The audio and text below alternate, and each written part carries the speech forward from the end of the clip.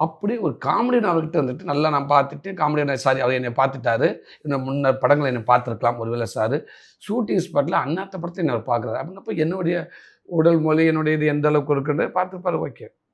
ஆனா அப்படி விடுதலைன்ற படத்த நடிச்சதுக்கு அப்புறம் என்னைய பார்த்துட்டு, இது வேற ஒரு ஆக்டர பார்க்குற மாரி அந்த ஆக்டருக்கு அந்த படத்துல அந்த நடிச்ச அந்த குமரேசன பார்த்துட்டு, ஒரு குமரேசனா ஒரு மனசார என்ன வாழ்த்தணுமோ அப்படி வாழ்த்துனாரு.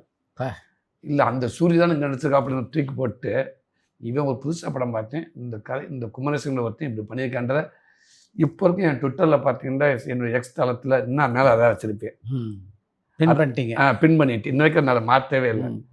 இது வேற என்ன வேணும் நம்மளுக்கு? கரெக்ட். வேற என்ன உச்ச பாராட்டு.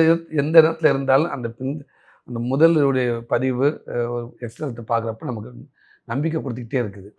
அப்ப இதுக்காக நம்ம இன்னும் நம்ம ஓடணும். இது நம்ம இன்னும் நம்ம எவ்வளோ நம்ம 100% அடிச்சுக்கமா தெரியாது. ஆனா இப்படி வாழ்த்து வர்றப்ப, இந்த வாழ்த்துக்கு நம்ம உண்மையா இருக்கணும். உண்மையா உழைக்கணும்னு தோணுது.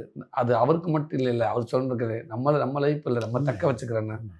அதுக்கு எனக்கு ஒரு பெரிய ஒரு வாழ்த்து மிகப்பெரிய விருது.